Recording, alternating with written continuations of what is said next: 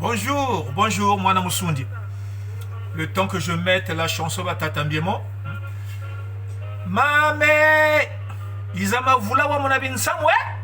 Dimpa na mwambandi. Dimpa kudimpa pe na mwambandi.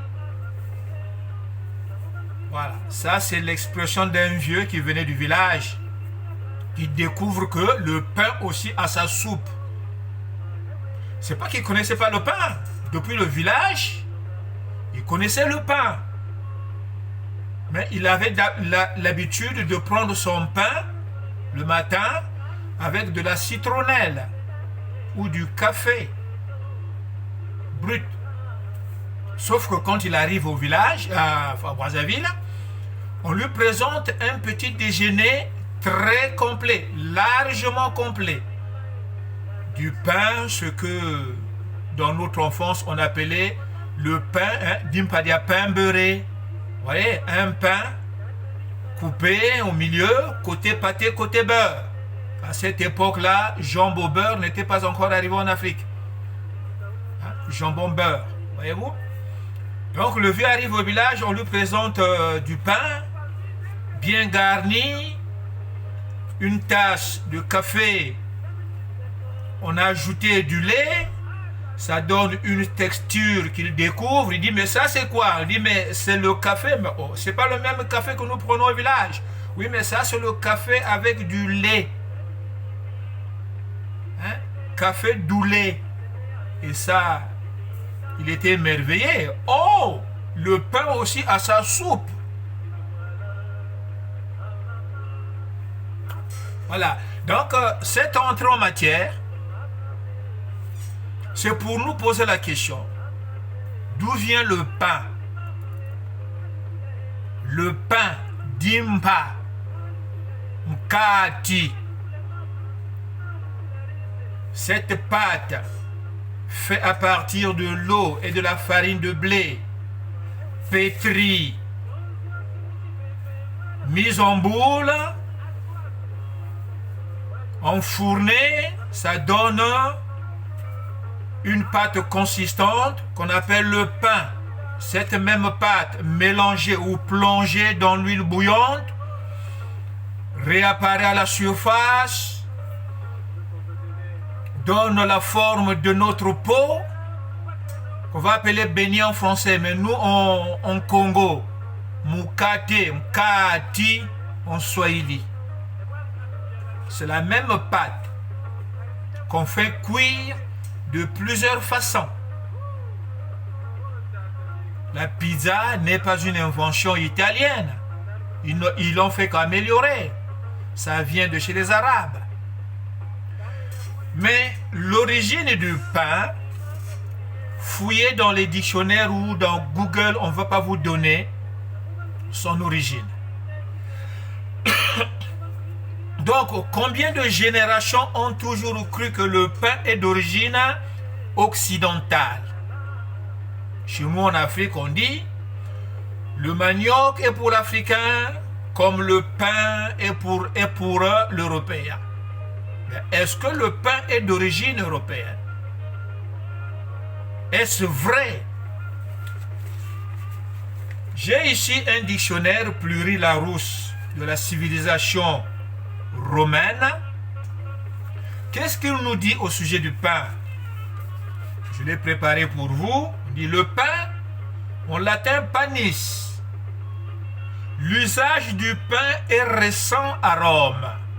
Récent à Rome. Ça veut dire que les Romains découvrent le pain qu'à partir du 3e siècle avant Jésus-Christ. On ne donne pas ses origines. Je mets de côté. Je prends le Pluri-Larousse. Tellement gros. Hein?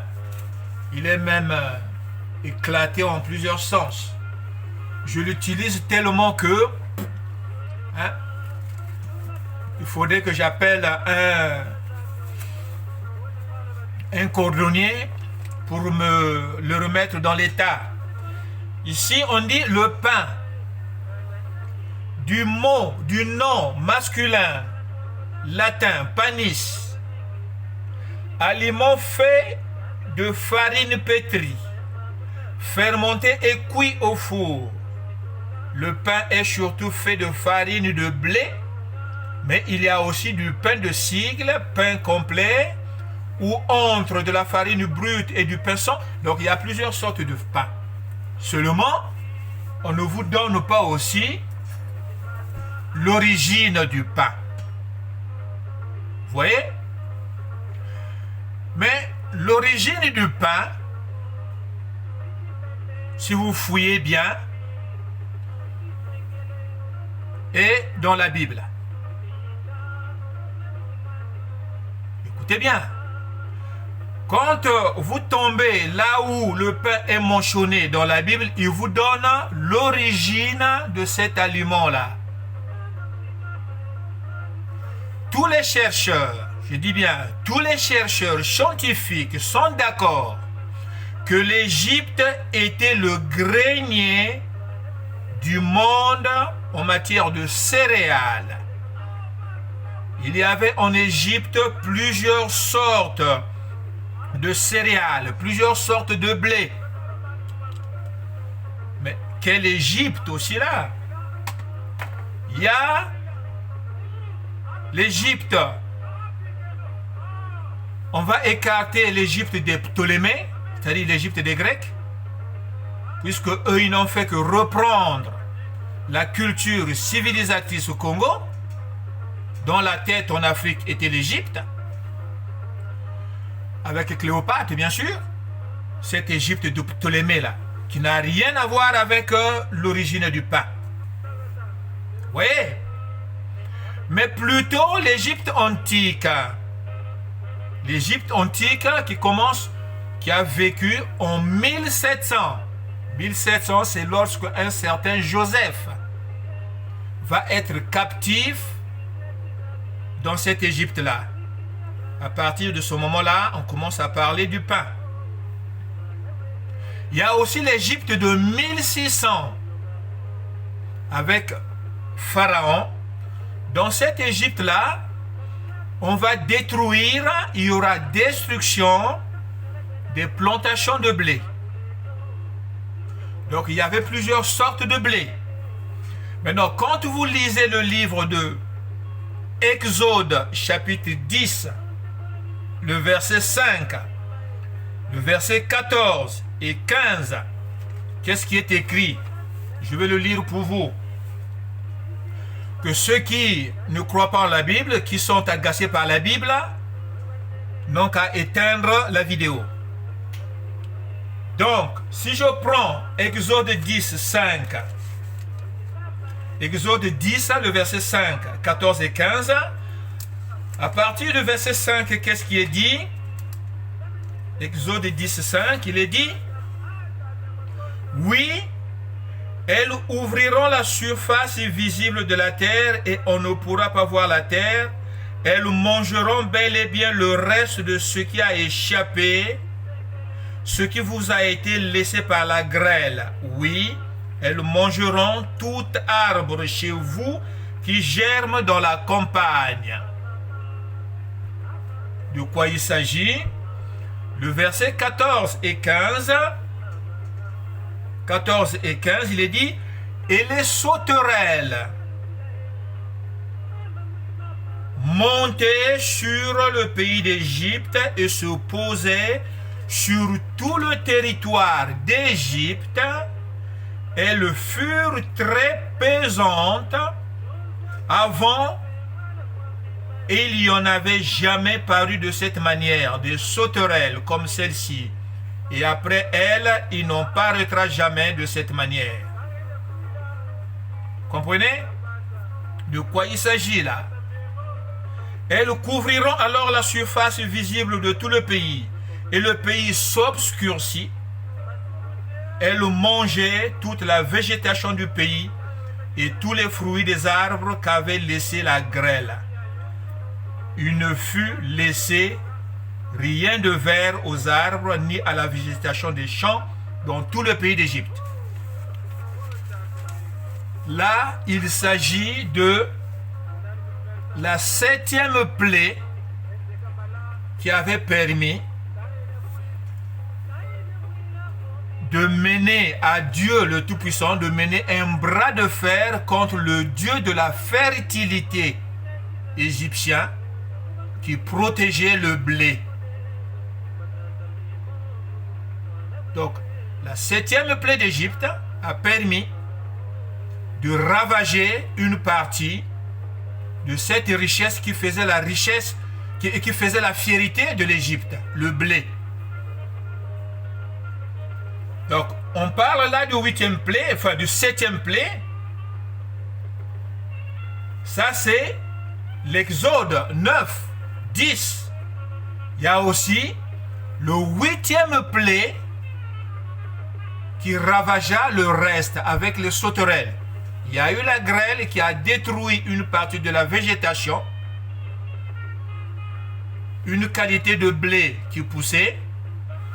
Il y avait une autre qualité de blé qui suivait, qui a aussi été détruite par le 8e plaie. Ça veut dire que il y a eu la superpuissance du Dieu Tout-Puissant contre la puissance Congo, pour détruire ce qui faisait la fierté de la culture civilisatrice Congo en matière de blé. Voilà un détail des traces Congo dans la Bible. Là, nous parlons du blé. Pour montrer que les chercheurs, vous allez fouiller beaucoup des documents qui parlent, qui racontent que l'Égypte était le grenier du blé en matière de richesse. Donc, dans ces périodes-là, les fabricants du pain, on ne les appelait pas boulangers, mais plutôt des panetiers. L'expression panetier, la preuve est biblique dans le livre de la Genèse, chapitre 40, le verset 1, 2, 16 et 17. Trace Congo dans la Bible. Si on prend Genèse, dans la Bible, hein, n'importe quelle Bible que vous allez prendre, ceux qui sont en train de falsifier, d'effacer les détails Congo, n'arrivent pas à les effacer parce que dans la Bible aussi, on les retrouve. Il suffit de bien ouvrir les yeux et l'esprit. Genèse chapitre 40, le verset 1, 2, 16 et 17. D'abord le verset 1. Or, après ces choses, il arriva que les chassants du roi d'Égypte et le panetier, c'était des personnes qui travaillaient auprès du roi en Égypte, au Congo, l'Égypte antique. Donc, les chassants et le panetier vont commettre une faute à l'égard du roi d'Égypte. Donc, le roi va s'indigner contre ces deux fonctionnaires, contre le chef des chassants et contre le chef des panetiers, autrement dit, le chef des boulangers. Vous voyez? Panetier veut dire aujourd'hui boulanger, celui qui fabriquait le pain. Voyez-vous? On a lu dans les dictionnaires, on nous parle du pain, mais on ne nous donne pas les origines. Mais la Bible nous montre que, avant Rome, avant la Grèce, le pain existait bel et bien en Égypte. On faisait du pain.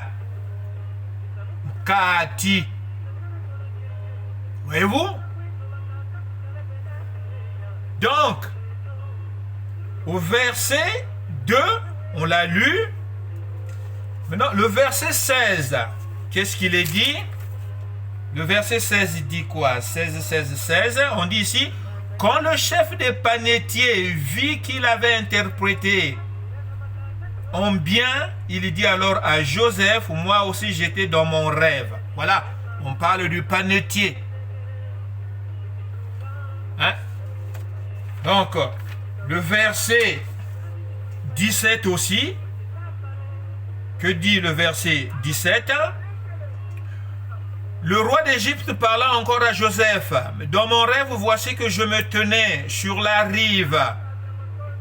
Et voici que du Nil montaient 7 vaches grasses, de chair de belle forme, et elles se mirent à paître dans l'herbe du Nil.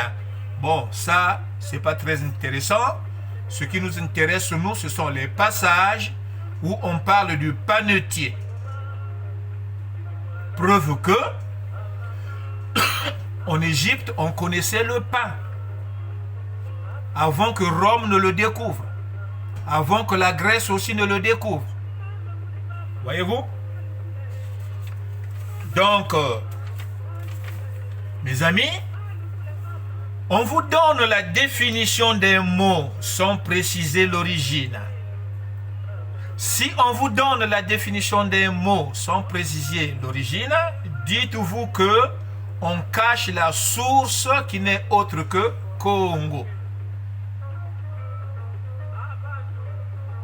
Fouillez donc dans la Bible, vous trouverez l'origine. Détail Congo dans la Bible. Le pain n'est pas un aliment des Européens, bien qu'aujourd'hui ils se sont accaparés de cet aliment-là, mais ça vient d'où? Les Congos ne se contentaient pas que du manioc. Il y avait le manioc, il y avait aussi le pain, dimpa, kati. Donc le vieux qui vient du village connaissait le pain depuis le village. Mais ce qui l'a surpris, c'est de voir que, donc le pain aussi a une variante de soupe que le chinda ou la citronnelle ou encore le café. Ah oui, on peut prendre le pain avec le Nescafé, hein, le Nescao, chocolat. Hein? Voilà ce qui avait surpris le vieux. Hein? Donc la Bible est une bibliothèque qui renferme les détails de l'historicité Congo. Si le pain a sa soupe, oui, découvrons la nature de cette soupe qui est variée. Mais le pain, l'Africain connaissait le pain avant l'être humain qui est devenu blanc. Oui, dimpana mwambandi. Hein? Lipa azana mwamba na ye.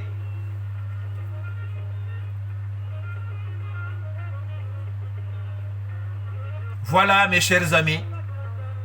Hein? Il est question de savoir que le pain en swahili mkati, qui a donné au lingala mukate, ne vient pas de chez les blancs. Mais c'est un aliment qui était mangé par nos ancêtres, les Égyptiens, l'Égypte antique, l'Égypte pharaonique, et ainsi de suite. Parce que l'Égypte était le grenier des céréales. Il y avait plusieurs types de céréales. Il y avait aussi le céréale noir qu'on appelle ici la grande bucaille.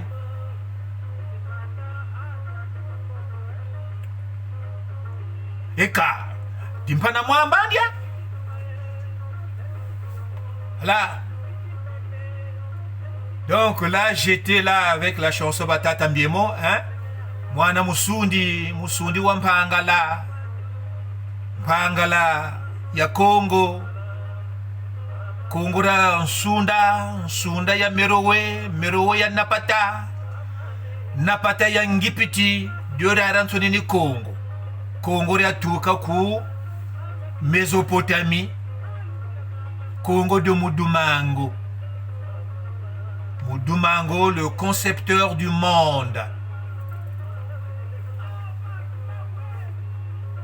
Voilà.